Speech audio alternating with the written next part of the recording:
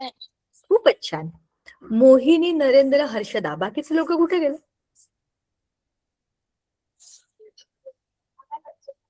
परीक्षा सुरू आहेत का अजून तुमच्या?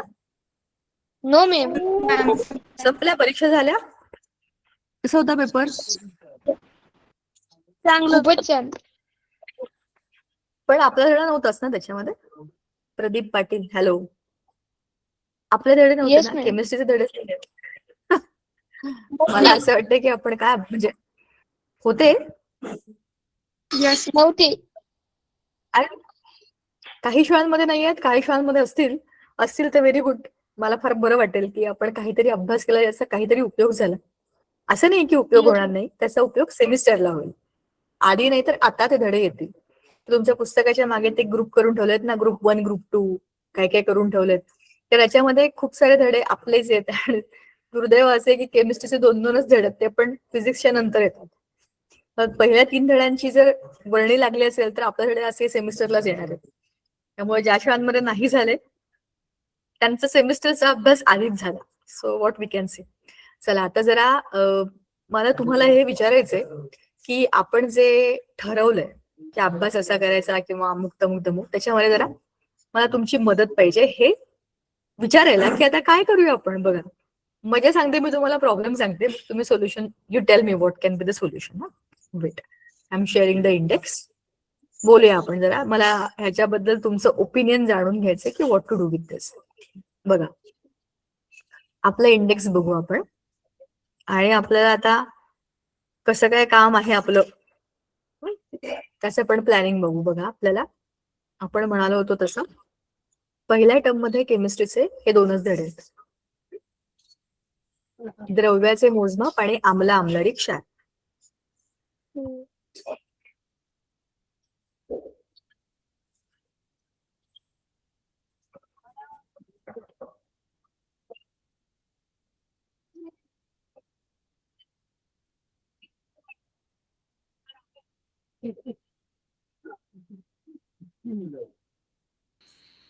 हा, सॉरी. तर हे जे 2 धडे आहेत आपले, बघा, द्रव्याचे मोजमाप, आम्ल आम्लारी आणि क्षार. ह्यातले द्रव्याचे मोजमाप हा धडा आपला धडा झाला, त्याची पीपीटी झाली, त्याचं एक्सरसाइज झाली, त्याचा व्हिडिओ पाहिला आपण, सगळं आपण त्याचं केलं. आणि हे सगळं आपण का केलं? कारण की हा सगळ्याचं डिस्कशन आपल्या वेळेच्या आधी झालं. हा केमिस्ट्रीचा पहिला धडा होता, तो तुम्हाला परीक्षेला असेल तर व्हेरी गुड. जर नसेल तर जसं मी तुम्हाला म्हणले की सेमिस्टरचा एक धडा तुमचा आधीच झाला रिव्हिजन सकट. आता हा धडा मी उघडणार नाही, पण तो खूपदा बोललोय. आता ह्याचा अभ्यास आपण सगळ्यात शेवटी करू, जेव्हा आम्ल आम्लारी क्षारचा अभ्यास संपेल तेव्हा आपण याचं रिव्हिजन एकदा बरोबर करून घेऊ. सेमिस्टर यायला, दिवाळीच्या एक्झाम, दिवाळीच्या आधीच्या एक्झामला बघा, नोव्हेंबरमध्ये दिवाळी आहे ना, ऑक्टोबर सप्टेंबर 2 महिन्यात, 2 महिन्यात आणि एक धडा हा पूर्ण झाला की त्याचं रिव्हिजन, पहिल्याचं म्हणजे चौथ्याचं रिव्हिजन असं आपल्याला करायचं, बरोबर. आणि मग सेकंड टर्म मध्ये दिवाळीनंतर आपल्याला 2च धडे येतात, ते आहेत कार्बन, एक महत्वाचं मूलद्रव्य, आणि पदार्थ आपल्या वापर, बरोबर. हे 2च धडे, ह्यांच्यासाठी पण आपल्याला 3-4 महिन्यात भरपूर वेळ. सो आपण या धड्यांना डिटेलमध्ये बघू, कारण हे धडेच खूप मोठे मोठे आहेत आणि त्याच्यामध्ये काही गोष्टी 10वीला आपल्याला रिपीट होणार, कनेक्ट होणार. सो आपण गडबड न करता शांततेत हा अभ्यास करू. आता आपण आम्ल आम्लारी आणि क्षार या धड्याबद्दल बोलू. तुम्हाला हा धडा लक्षात आहे का? Yes ma'am. कसं काय? अर्हेनियसचा आम्ल आम्लारी सिद्धांत, आम्ल आम्लारीची संहती, द्रावणाचा सामू, आम्ल आम्लारीचा सामू, क्षार, हे सगळे मुद्दे लक्षात आहेत तुमच्या? मॅडम धडा केलाय. धडा झालाय ना आपला हा? Yes ma'am. चला, जर आता मला तुमचं काय बरं म्हणतात मेमरी चेक करू द्या. सांगा मला काय काय लक्षात आहे तुम्हाला या धड्याबद्दल? आम्ल म्हणजे काय, आम्लारी म्हणजे काय, क्षार म्हणजे काय, इथून सुरू करू आपण आणि मग आपण त्याच्या मागच्या वर्षीच्या कनेक्शनकडे जाऊ. मागच्या वर्षी आपल्याला होता हा धडा, तुम्हाला लक्षात आहे का?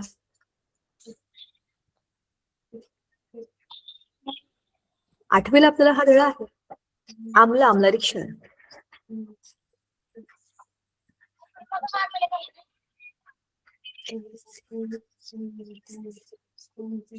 आहे ना?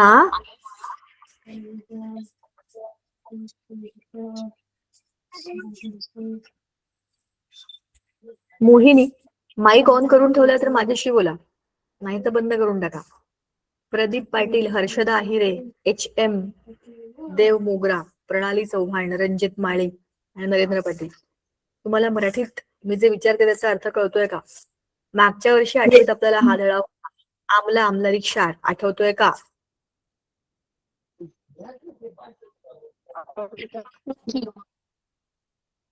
काय काय होतं त्या धड्यामध्ये आणि या धड्यामध्ये आम्ल म्हणजे काय, आमलारी म्हणजे काय, क्षार म्हणजे काय, इथून सुरुवात करूया. आम्ल म्हणजे काय? आठवेल, तुम्हाला सगळं माहितीये, पण आताच वेगळीच परीक्षा झालीये, त्याच्यामध्ये वेगळेच धडे आलेत, त्याच्यामुळे या धड्याचा अभ्यास आपण मागच्या महिन्यात केलाय. काल आपण काय केलं आपल्याला आज लक्षात राहत नाही. 1 महिन्यापूर्वीच तुम्ही कुठे आम्हाला विचारताय? स्वाभाविक आहे, अंडरस्टँड. चला सांगा बघ मला, आम्ल म्हणजे काय? काय लक्षात आहे तुम्हाला? काय वाटतं तुम्हाला? असं सांगा.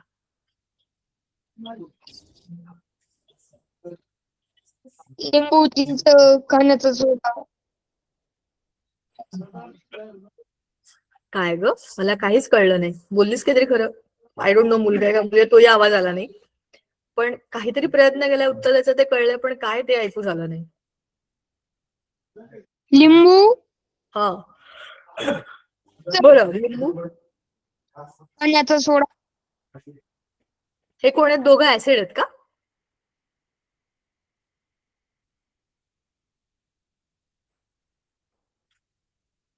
लिंबू आणि खाण्याचा सोडा हे 2 ऍसिड आहेत का? नरेंद्र पाटील, तुम्ही मलाच होमवर्क दिलाय का? Yes ma'am. मी शोधून काढायचं का?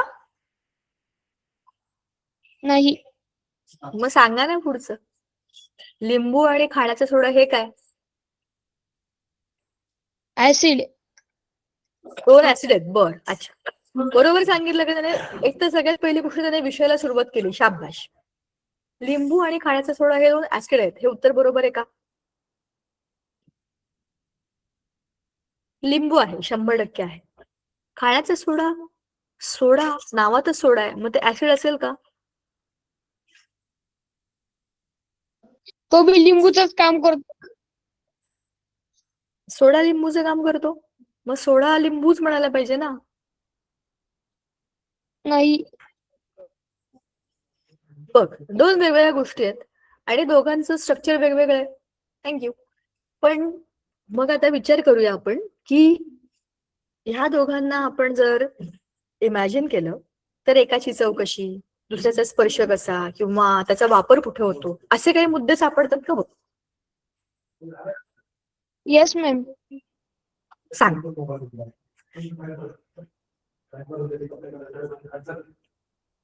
लिंबू सरबत का?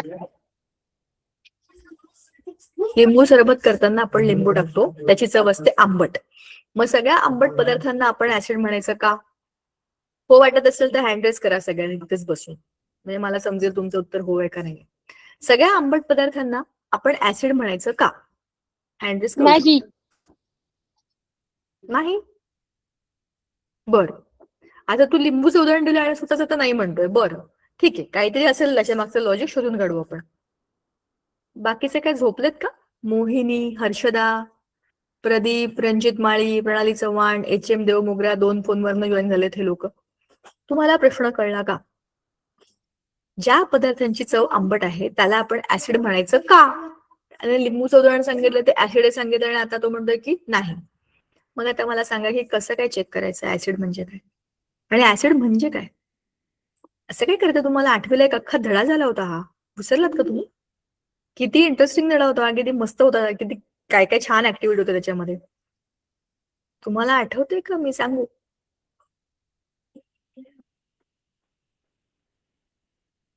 चला तुम्ही मला सांगा, मी आठवीचा धडा तुम्हाला सांगू का? तुमच्या डोक्यात काही प्रकाश पडतोय का बघा. असं होऊ शकतं, मी समजू शकते. मागच्या वर्षी काय झालंय वगैरे लिंक नाही लागत, पण तुम्ही काहीच उत्तर दिलं नाही तर मी पुढे जाणार नाही. आय मस्ट नो की तुम्हाला काय अडलंय. ते जसं अडलं असेल त्याच्याप्रमाणे मी ठरवेन की काय करायचं. So you need to tell me. नुसतं प्रवचनाला बसल्यासारखं ऐकून घेऊ नका, पटपट सांगा. मी काय मिस करायचं? पाण्यात विरघळल्यावर हायड्रोजन वायू काय ते तयार करतो. कोण?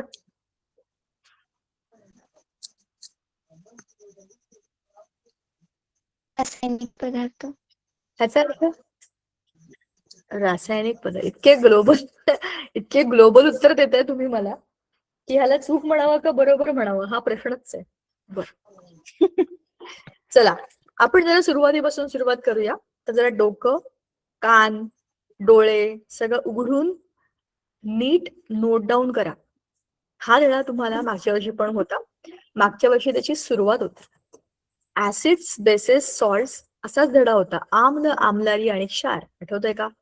त्याच्यामध्ये आपल्या दैनंदिन वापरातल्या पदार्थांना आपण आम्ल आहे का, आम्लारी आहे का, क्षार आहे हे शोधून काढू शकतो, हे आपल्याला सांगितलं होतं.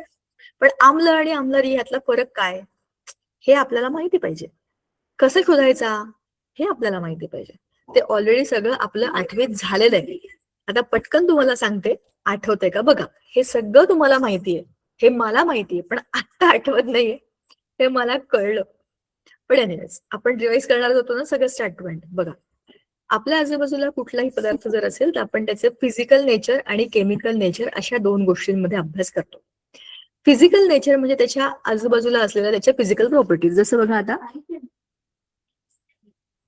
लाकडी कपाट, हा कॉइन आहे आणि हा पेन आहे. ह्या दोन वेगवेगळ्या वस्तू आहेत. आता यातल्या मला तुम्ही त्याचे गुणधर्म सांगा. कॉइन आणि पेन, पटपट बोला रे. जेल पेन आहे. जेल पेन आहे. आणि हे काय?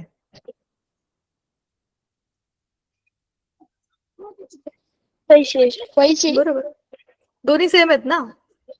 पैसे नाही वेगवेगळे. कसं काय वेगवेगळं? काही काय बोलताय? काय वेगळं याच्यामध्ये? सेम तर आहे. नाही. Yes, पैसे. मला या दोघांमध्ये काहीही फरक वाटत नाहीये. तुम्हाला काय फरक वाटतोय? पटपट बोला. इकडचा पेन आहे, इकडचे पैसे. तर मलाही माहितीये इकडचा पेन इकडचे पैसे मीच ठेवलेत समोर, पण मला तरीही ते सेम वाटतात. तुम्हाला काय वेगळे वाटतात? पैसे. काय? कशावरून तुम्ही म्हणते की हे वेगळे आहेत? हे खालचे सगळे जे लोक बसलेत ना, रणजित, प्रणाली, प्रदीप, हर्षदा आणि हे देव मोगरावाले लोक, अनम्यूट करा आणि बोला. तुम्ही काय दुसऱ्यांच्या गप्पा ऐकायला आला नाही आहात. तुम्ही स्वतः पण बोलू शकता. त्यामुळे जे विचारते त्याची पटापट उत्तर द्या. ह्या दोघींचं म्हणणं असं आहे की हे पदार्थ वेगवेगळे. मला असं काहीही वाटत नाही. मला असं काही वाटतच नाही की यांना वेगळं म्हणावं. वेगळं म्हणण्यासारखं याच्यात काय आहे का काही? एक पेन आहे आणि एक कॉइन आहे हे सांगून झाले. मला पण दिसते, मीच धरले हातामध्ये. एक पेन आहे, एक कॉइन आहे. तरी मला सेम वाटतात. मला दोन्ही नॉन लिव्हिंग थिंग्स वाटतात, सेम वाटतात. काय फरक आहे त्याच्यात? आहे का काही फरक? दोन्ही Yes, निर्जीव ma'am. वस्तू आहेत. दोन्ही निर्जीव आहेत. Yes ma'am. Yes, मग समान आहेत.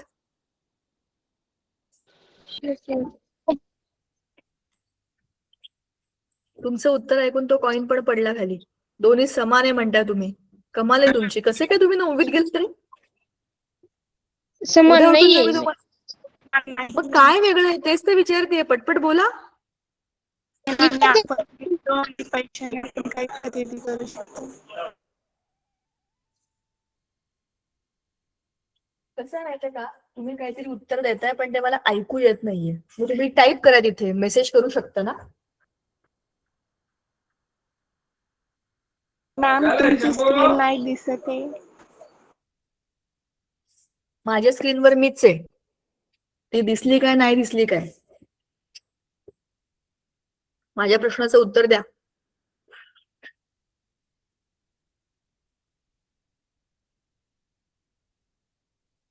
कमाल करताय. म्हणजे वेडेपणाची हद्द आहे. दोन वेगळ्या गोष्टी आहेत हे तुम्ही मला सांगताय. तुम्हाला पण माहितीये की त्या वेगळ्या गोष्टी आहेत, पण काय वेगळेपण आहे हेच त्याचं फिजिकल नेचर आहे, हे तुम्ही कसं काय विसरताय? एक गोष्ट पेन आहे जी प्लास्टिकची आहे, दुसरी गोष्ट मेटलची आहे. हे कुठलाही अगदी पहिलीतला मुलगा पण सांगेल. तुम्ही 9वीत आणि तुम्ही मला अपेक्षित होते की तुम्ही मला पटापट सांगाल 10 गोष्टी. ह्याचा आकार गोल आहे, त्याचा आकार लंबूळ काय, हे पारदर्शक आहे, ते अपारदर्शक आहे. बरोबर. एकाचा आवाज खाली पडल्यावर टणकन वाजतो, दुसऱ्याचा होत नाही. एकाला तुम्ही गरम केलं तर तुम्हाला चटका बसेल, दुसऱ्याला चटका बसणार नाही, ते स्वतःच वितळून जाईल. ह्या सगळ्या गोष्टी आहेत, कॉमन सेन्सच्या गोष्टी आहेत. पाण्यात टाकल्यानंतर तो पेन तरंगेल, बुडेल, माहित नाही, पण कॉइन तर नक्की बुडेल. ह्या सगळ्या गुणधर्मांना फिजिकल कॅरेक्टरिस्टिक म्हणतो आपण, भौतिक गुणधर्म. मी तुम्हाला विचारते की तुम्ही आम्ल आम्लरी क्षार या धड्याबद्दल अभ्यास करताना आपण ज्या ज्या गोष्टी बोललो होतो त्याचं मला तुम्ही उत्तर दिलं नाही, तुम्हाला कसं कळणार आहे की तुम्हाला कितपत कळलंय ते? एखाद्या गोष्टीला जेव्हा आपण बघतो तेव्हा आपण ती कशी आहे, रंग कसा आहे, आकार कसा आहे, हाताला कशी लागते, गुळगुळीत आहे का, खडबडीतच आहे का, वास कसा येतो, हे सगळं बघतो की नाही आपण? हे त्याचे भौतिक गुणधर्म असतात. पण ती वस्तू कशाने बनलेली आहे, त्याच्यामध्ये कोणते आयटम आणि मॉलिक्युल आहेत, त्याच्यामुळे त्याला जे गुणधर्म मिळतात त्याला आपण त्याची केमिकल प्रॉपर्टी, म्हणजेच त्याची रासायनिक गुणधर्म. बरोबर. मग रासायनिक गुणधर्म बघायचे असेल तर आपण 3च मोठे मोठे ग्रुप केले. त्याच्यामध्ये आहे आम्ल, दुसरा आहे आम्लारी, तिसरा आहे क्षार. आठवलं का? तर आम्ल, आम्लरी आणि क्षार आपल्याला मागच्या वर्षी पण होते. ते आम्ल म्हणजे काय असतात? आम्ल म्हणजे असे पदार्थ ज्यांच्या रेणुसूत्रामध्ये H प्लस आयन खूप मोठ्या प्रमाणात असतात किंवा ते पटकन मिळतात. आम्लारी कोण असतात?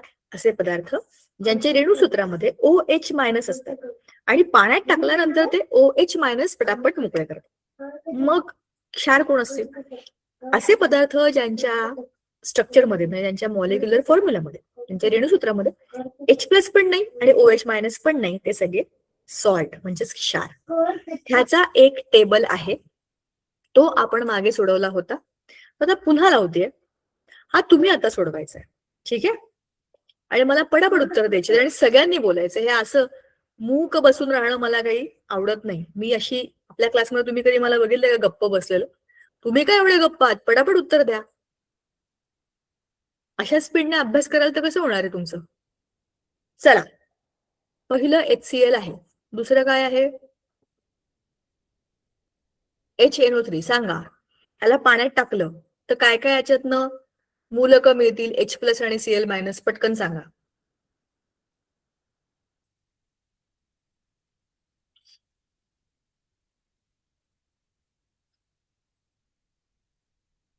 झाले गप्प.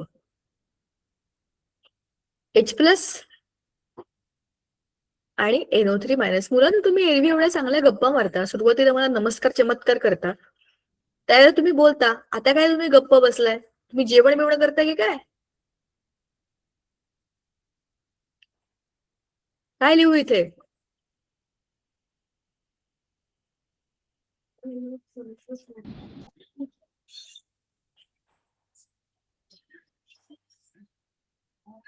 झालं.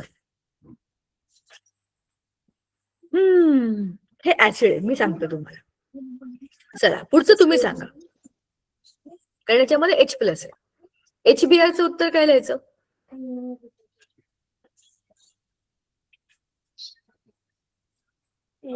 H प्लस आणि Br मायनस. बरोबर. मग ह्याला पण आपण काय लिहिणार? आम्ल म्हणजे मी ए लिहिते, आम्ल. H2SO4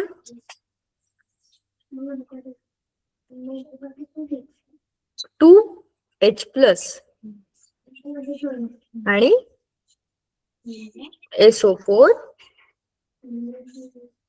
minus 2. हे पण काय आहे? ऍसिड. H3BO3 3H plus. कोणीतरी माईक ऑन करून ठेवलंय विनाकारण, काय बोलणार तर नाही, बंद करून टाका. उत्तर तर तुम्ही देत नाहीये, सगळं माझं मीच सोडवतेय. करा तो माईक बंद. उत्तर देणार असेल तर माईक ऑन ठेवायचा, तो इंटरॅक्शन साठी आहे.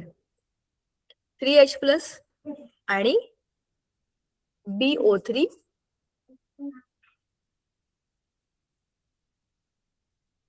मायनस 3. बरोबर. हे झाले सगळे ऍसिड. खालचे सांगायचे कोणाला? प्रयत्न करायचा आहे.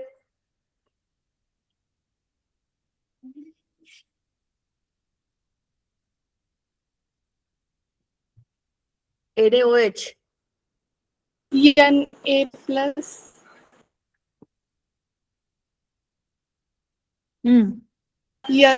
HO-,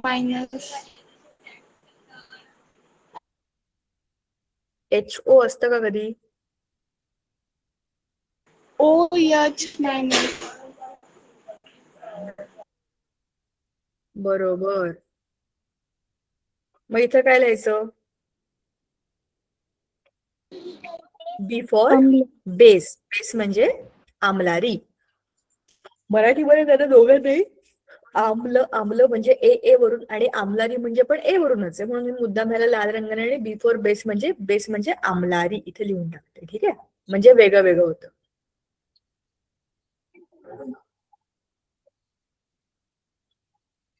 आम्ल आम्लारी.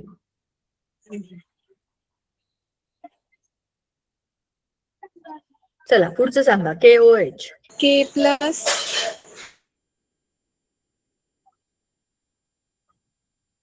आणि OH-.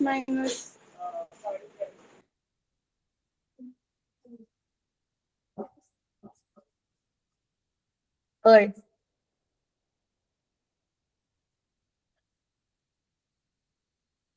Base. CaOH twice. Ca+2. मग OH किती होतील? 2OH- base. खालचे हे दोन सांगा मला. NH+4.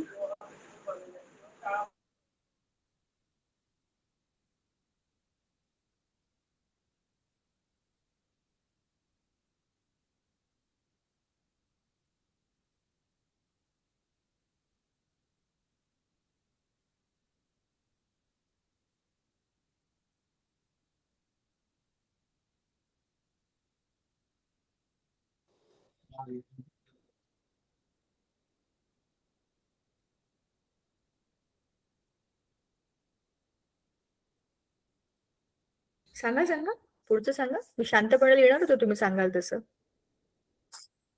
OH-. झालं की OH-B झालं, बेस झालं. आता NaCl चं काय? तर क्वेश्चन मार्क केलंय बघा.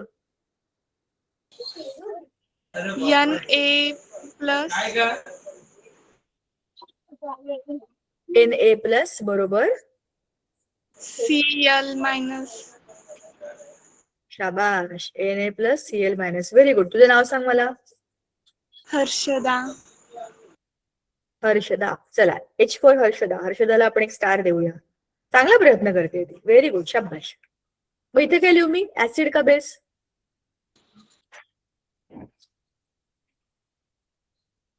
क्षार. का? हे काय NaOH मध्ये पण होतं ना Na+. इथे पण Na+. क्षार. चार का पण?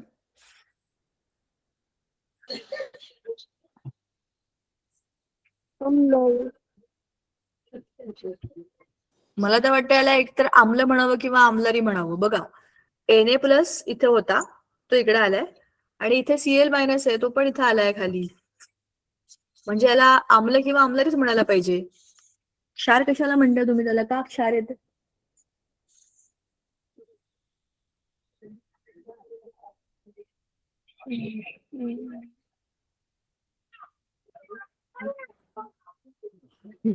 काय वाटतंय? बोला पटपट.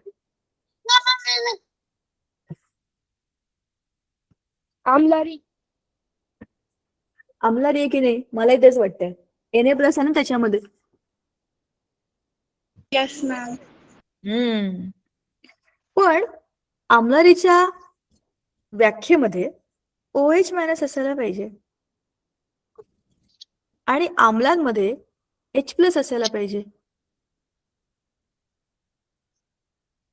मग याच्यामध्ये तर H प्लस पण नाही आणि OH मायनस पण नाही. मग क्षार. बरोबर, क्षारच होतं ते. मी तुम्हाला कन्फ्युज करत होते मुद्दाम चेक करण्याकरता की तुम्ही उत्तर बदलताय का. पण बघा बरोबर आहे ना, सोडियम मध्ये Na प्लस आणि Cl म्हणजे Cl मायनस, पण याच्यामध्ये H प्लस पण नाही आणि याच्यामध्ये OH मायनस पण नाही, जे नाहीच आहे त्याच्यामध्ये त्याचे हे आम्ल किंवा आम्लधर्मी गुण येतील कुठून. म्हणून ह्याच्यामध्ये क्षार CaNO3 ट्वाइस काय लिहायचं, Ca2 +2 आणि 2 टाइम्स NO3 मायनस. हा पण एक सॉल्ट आहे, सॉल्ट म्हणजे क्षार, लिहून टाकते मी क्षार. क्षार. क्ष क्षत्रिय क्ष.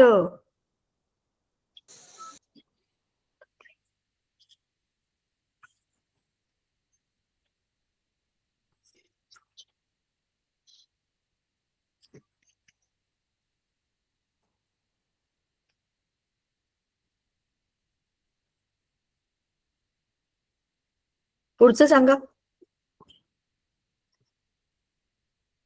2K प्लस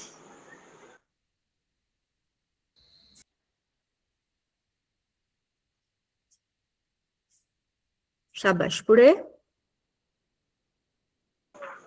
SO2 4 मायनस हा SO4 -2. शाबाश, व्हेरी गुड, चांगला प्रयत्न, व्हेरी व्हेरी गुड. हे पण आहे सॉल्ट. क्षार.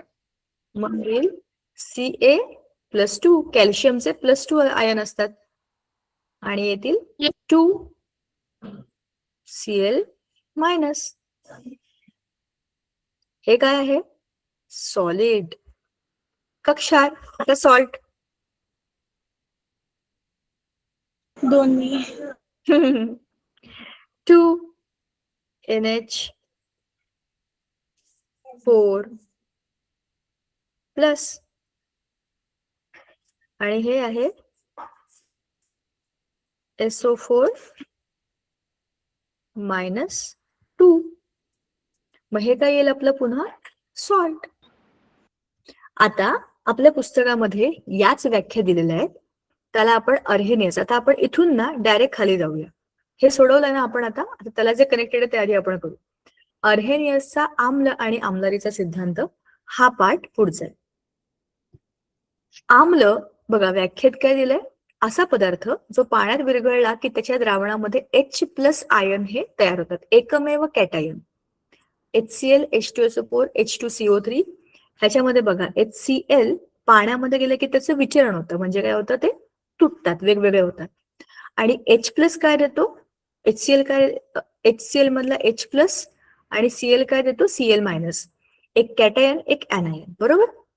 मग H2SO4 चं तुम्ही रेणूसूत्र बघा, ह्याच्यामध्ये H+ आणि HSO4-, थोडक्यात 2H+ आणि SO4- असं -2 असं त्याचं जे स्ट्रक्चर आहे. त्यामध्ये ह्याच्यात सिंगल प्लस आयन पहिली स्टेज दिली आहे आणि दुसऱ्या ह्याच्यामध्ये याच खाली पुन्हा एकदा डिसोसिएशन म्हणजे पुन्हा तुटतात ते, आणि मग काय म्हणतो H+ आणि SO4-, म्हणजे यांची एकत्रित अभिक्रिया लिहिली तर आपण काय लिहू शकतो, 2H+ प्लस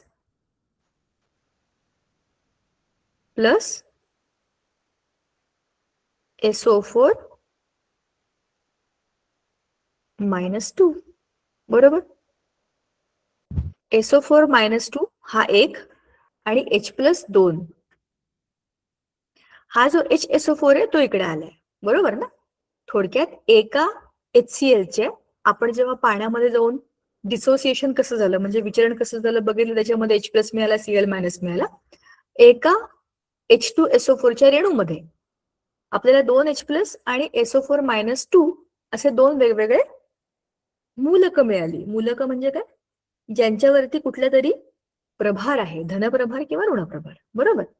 ही झाली आपल्या आम्लाची व्याख्या. आता पुढचं आहे आम्लारी. आम्लारी म्हणजे असा पदार्थ जो पाण्यात विरघळला की त्याच्या द्रावणामध्ये OH हे एकमेव ऍनायन तयार होतं. अतिशय इंटरेस्टिंग येथे डेफिनेशन बघा. NaOH पाण्यात गेल्यावरती काय बनतं? Na+ आणि OH-. CaOH पाण्यात गेल्यावर काय मिळतं? Ca+2 आणि 2OH-. OH आणि OH. बरोबर? समजलं? आता पुढचा जो त्याला कनेक्टेड पार्ट आहे तो म्हणजे तीव्र आणि सौम्य, आम्ल, आम्लारी आणि अल्क. चला, पण आता हे आधी तुम्ही मला सांगायचं, पुस्तकात न बघता मला काय काय लक्षात आहे. तीव्र आणि सौम्य, आम्ल आणि आम्लारी आणि क्षार म्हणजे काय?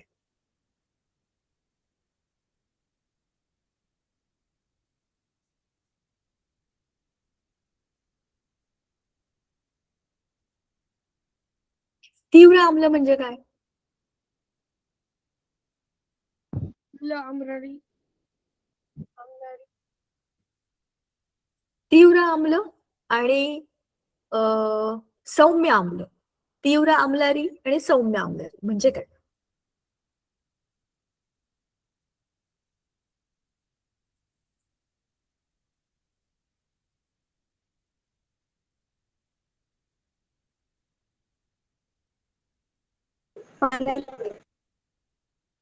हं? काय? मी तुमच्या सगळ्यांकडे बघतेय, वाट बघते कोणतरी काहीतरी बोलेल. तुमच्याकडे काही सांगण्यासारखं नाही का या विषयावरती? तुम्हाला आठवतंय का मी तुम्हाला मागे बोलले होते, ज्या वेळेला आपण लिंबू खातो, लिंबू, पूर्णच्या पूर्ण लिंबू, लिंबाची फोड, त्यावेळेला आपल्याला ते किती स्ट्रॉंग लागतं की नाही? ते काय असतं? तीव्र आम्ल. पण तेच जेव्हा आपण पाण्यामध्ये घालून लिंबू सरबत करून पितो तर ते काय असतं? सौम्य आम्ल. आठवलं का आपण हे बोललो होतो? तसंच आम्लारी सुद्धा. तीव्र आम्लारी म्हणजे कोणत्या? त्याच्यामध्ये कुठलंच पाणी किंवा दुसरं कुठलंही त्याच्यामध्ये आपण द्रव्य टाकलेलं नाही. ते मूलतः जे आहे तसंच आहे, ते आहे आपलं तीव्र आम्लारी. आणि तीव्र आम्लारी जेव्हा पाण्यामध्ये आपण टाकतो तेव्हा त्या क्षणी ते विरघळतात आणि त्यातले OH- आयन पटापट बाहेर पडतात. त्यांना आपण अल्क असं म्हणतो. बरोबर? आम्ल, आम्लारी, आम्लारीचा एक भाग आहे, त्याला आपण जसे तीव्र आम्ल आहेत तसे तीव्र आम्लारी पण आहेत. पण त्या तीव्र आम्लारीचं नाव आहे अल्क. असे जे पटकन विरघळतात आणि आपल्याला मोठ्या प्रमाणामध्ये OH- आयन देतात. मग जसे तीव्र आम्ल आहेत तसे सौम्य आम्ल आहेत, तसेच तीव्र आम्लारी आहेत आणि सौम्य आम्लारी आहेत. आणि त्यातलाच एक भाग आहे तो आहे अल्क, जे मी तुम्हाला आता सांगितलं.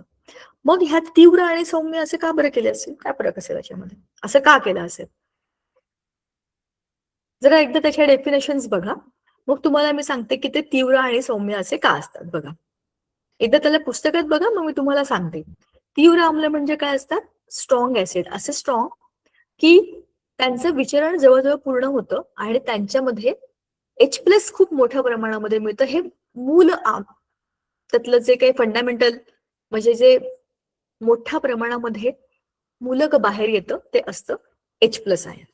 सौम्यामध्ये काय होतं बघा, आता तुम्हाला यातली मी मजा सांगते की हे असं वेगवेगळं का असतं. तीव्र आम्ल, सौम्य आम्ल, तीव्र आम्लारी, सौम्य आम्लारी आणि अल्क. बरोबर? अल्क म्हणजे काय? जे आम्लारी पाण्यामध्ये मोठ्या प्रमाणामध्ये विद्राव्य असतात. पाण्यामध्ये टाकल्याच ते पटापट विरघळतात आणि खूप मोठ्या प्रमाणामध्ये OH- हे मूलक देतात. आता जरा आपण त्याचं एक काय बरं म्हणतात, का बरं असा फरक आहे ह्याचं विश्लेषण करू. विश्लेषण काय शब्द आहे ना, मस्त. बघा, तुम्हाला माझी स्क्रीन दिसते का आता? यस ना. मी स्क्रीन शेअर केलेली आहे ना, थांबा मला बघू द्या दिसतंय का.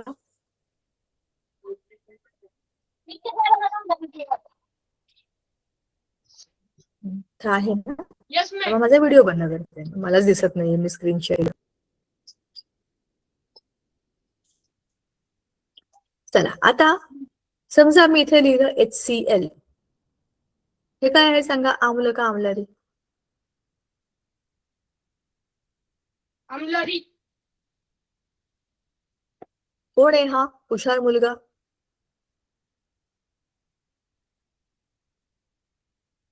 नरेंद्र.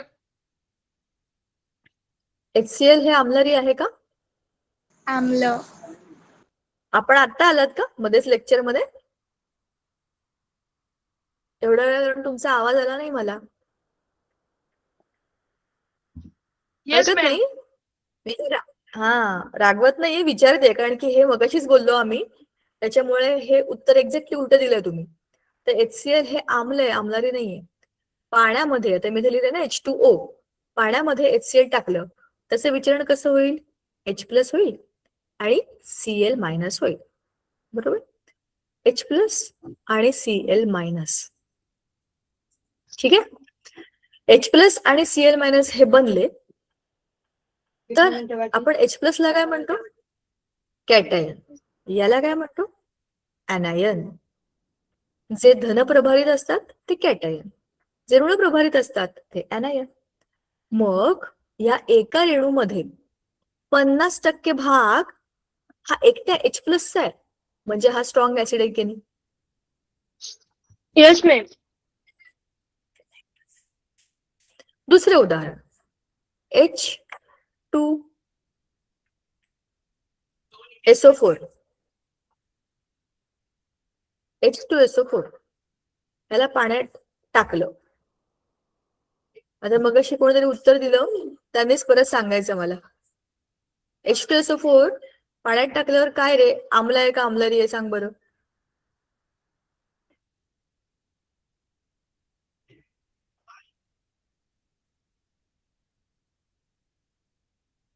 मॅम प्रश्न रिपीट करा.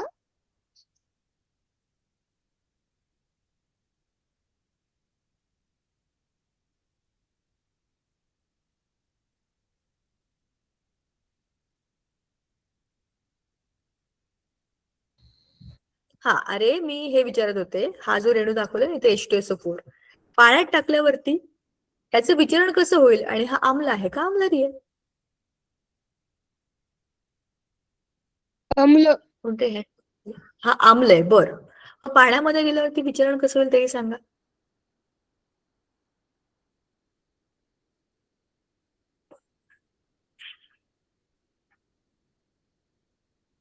आता लिहिलं होतं ना आपण पुस्तकामध्ये. हे खूप कठीण वाटतंय का तुम्हाला?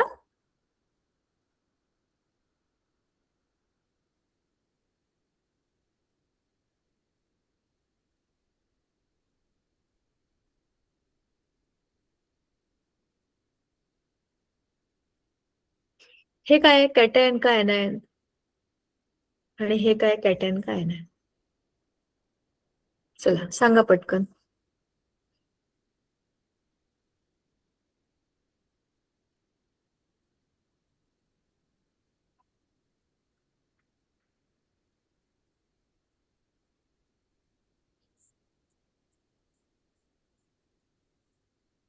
अरे बोला पटापट. 2H+ हा कॅटायन आहे का ऍनायन आहे?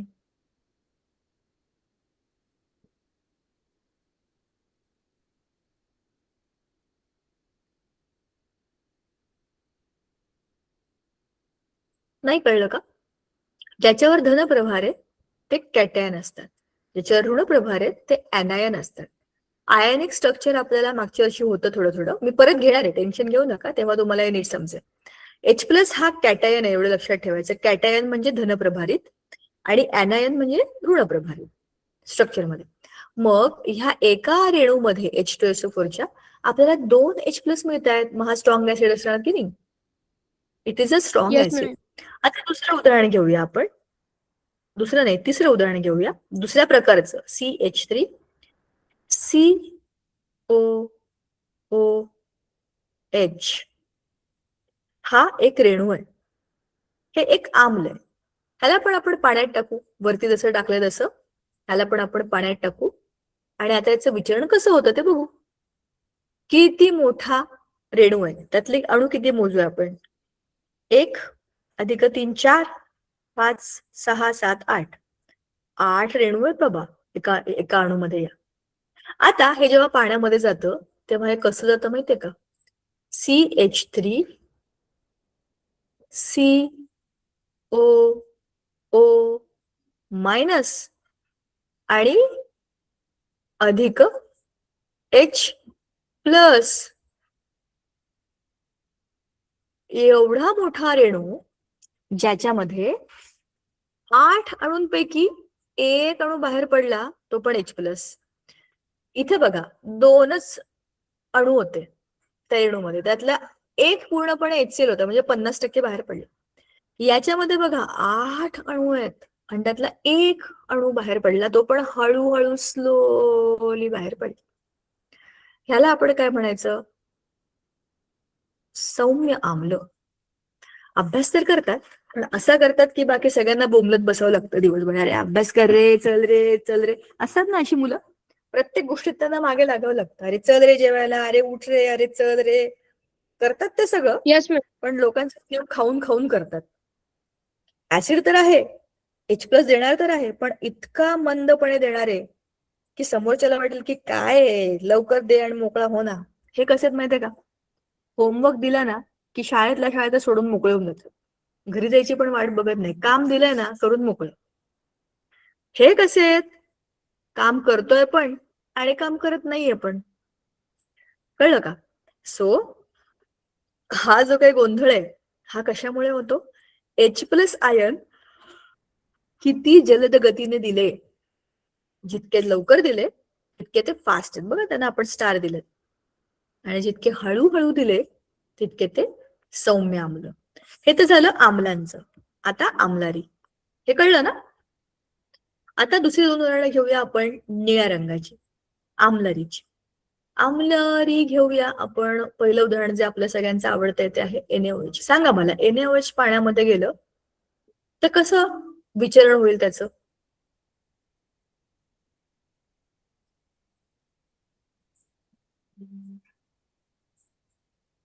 Na प्लस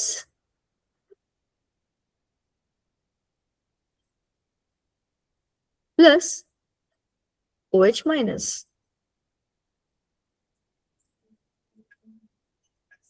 इथे मी लिहून टाकते H2. बरोबर? सांगा मग आता मला, हे आम्ल आहे का आम्लारी?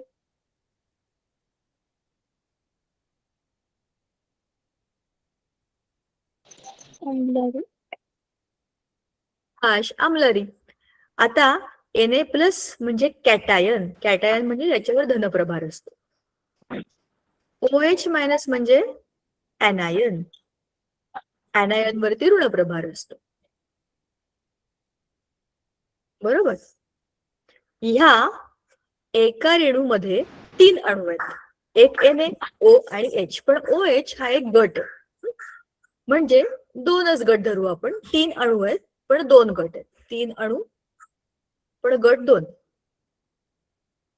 त्यांना जेव्हा आपण पाण्यामध्ये टाकतो तेव्हा त्यातला एक भाग Na प्लस म्हणून येतो आणि दोघांचा OH मायनस पूर्ण पुन्हा पुन्हा बघा 50% भाग जो आहे त्यातला, अणूंच्या संख्येचा म्हणत नाहीये मी, Na प्लस आणि OH मायनस. OH मायनस हा एकत्र आहे ना, ते 1.5 लोक असतात ना बसमध्ये तिकीट काढतो ना आपण, एक फुल एक हाफ, तसं समजा. तर हे OH मायनस एकत्र आहेत, हा गट एकत्र आहे. तर एका पूर्ण रेणूमध्ये 50% भाग हा पॉझिटिव्ह, 50% भाग हा निगेटिव्ह. का? गट तसा आहे म्हणून. म्हणजे OH चं प्रमाण खूप जास्त आहे की नाही. मग आता हा कोण असेल? तीव्र आम्लारी. आता पुढचं बघूया आपण उदाहरण KOH. पाण्यात टाकल्यावर काय होईल?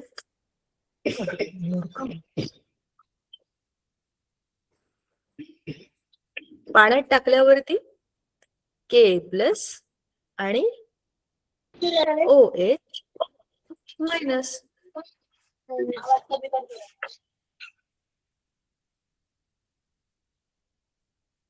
सांगा आता, कॅटायन काय ऍनायन काय? केटिंग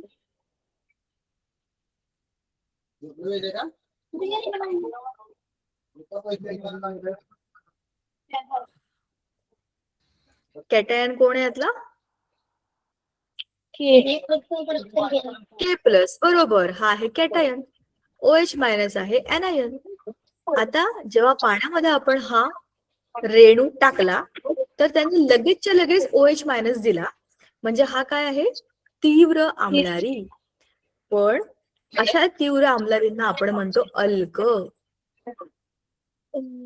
अल्क म्हणजे पाण्यामध्ये गेल्याच ते लगेच OH मायनस बिघडतात. फोन आपला माईक बंद करा रे. माझ्याशी बोलणार नसाल तर लगेच माईक बंद करायचे. अमोनिया हा एक वायू आहे. या अमोनियाला जेव्हा आपण पाण्यामध्ये विरघळवतो तर त्याची अभिक्रिया होते त्याच्यामध्ये, म्हणजे तो ऍड होतो आणि मग आपल्याला एक रेणू मिळतो, तो आहे NH4OH, अमोनियम हायड्रॉक्साईड. बघा, कोणत्याही रासायनिक अभिक्रियेमध्ये जेवढे लोक डावीकडे तेवढे उजवीकडे पाहिजे. नायट्रोजन 1 आहे, इकडे पण 1 आहे. हायड्रोजन 3 आणि 2 5, हा 4 आणि 1 5, ऑक्सिजन 1, बरोबर. तर NH4OH हा आपल्याला त्यातनं उत्पादित म्हणून मिळाला. आता हा काय करतो, NH4 प्लस असं आयन बनवतो आणि OH मायनस असं ऍनायन बनवतो. पण खूप slow. The process is very very very slow process. मग हा काय आहे, इट इज सौम्य आम्लारी. शबाश, व्हेरी व्हेरी गुड. मग मी याला स्टार नाही करणार. जो फास्ट आहे तो स्टार आहे, पण जो स्लो आहे त्याला आपण स्टार नाही द्यायचा. मग आपल्याला फरकच कळणार नाही. हे जे आहेत हे तीव्र आहे आणि हा सौम्य. सौम्य आहे कारण हा OH मायनस देणार आहे आपल्याला, पण कसं देणार आहे, एकदम हळूहळू हळूहळू देणार आहे. म्हणजे तीव्र आम्ल, सौम्य आम्ल. तीव्र आम्ल म्हणजेच अल्क. तीव्र सॉरी हे आम्लारी सॉरी. तीव्र आम्ल, सौम्य आम्ल आपण मागे बघितलं. तीव्र आम्लारी आणि सौम्य आम्लारी म्हणजे काय आपण आता बघितलं. तीव्र आम्लारीला आपण अल्क म्हणतो. ह्या सगळ्या गोष्टी आपल्याला ऑलरेडी पुस्तकात दिलेल्या आहेत. त्याच आपण इथे डिटेलमध्ये बघितलं की ह्याच्यात फरक नाही. आता बघा, पुढचा मुद्दा जो आपल्याला पुढच्या वेळेला बोलायचा आहे तो आहे आयनिक पदार्थ, आयनिक बंध. हे आपल्याला मागच्या वर्षी पण होते, यावर्षी जरा डिटेलमध्ये आहेत. त्यांना एकदा रिवाइज करावं लागेल आपल्याला. आता बघा, बेसिसिटी आणि ऍसिडिटी या दोघांबद्दलची चर्चा. एका रेणूपासून मिळू शकणाऱ्या H+ आयनची संख्या.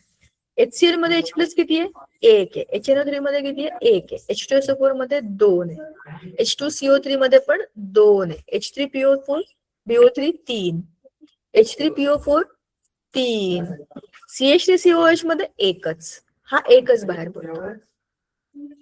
NaOH मध्ये OH ची संख्या 1, ह्याच्यामध्ये 1, ह्याच्यामध्ये 2, ह्याच्यामध्ये 2, ह्याच्यामध्ये 3 आहेत, ह्याच्यामध्ये पण 3 आहेत आणि ह्याच्यामध्ये एकच आहे, पण हा स्लोली बाहेर पडतो. तर हा कोण आहे, वीक आम्ल म्हणजे सौम्य आम्ल, आणि हा आहे सौम्य आम्लारी.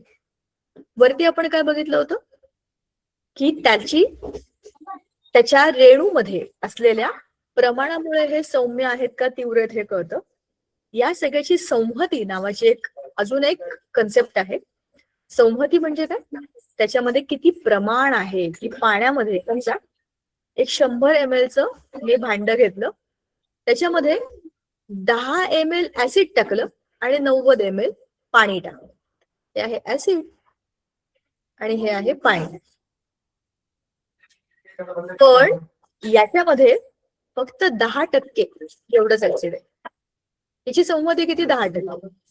पण एक दुसरा बीकर घेतला, त्याच्यामध्ये मी काय केलं, 50% ऍसिड आणि 50% पाणी असं केलं, तर ह्याच्यामध्ये 50% ही संहती आहे त्या आम्लाची. संहती हा पुढचा मुद्दा आहे जो आपण पुढच्या वेळेला बघूया. आणि ह्या सगळ्याचं डिस्कशन झालं की आपण मग जे आपलं आयनिक बंध आहेत त्याच्याबद्दल पण चर्चा करूया. धडा सोपा आहे हा, आपल्याला ऑलरेडी माहिती आहे याच्याबद्दल. आणि जो नवीन भाग आहे की त्यांच्या अभिक्रिया आम्लाबरोबर, आम्लारी बरोबर, याच्या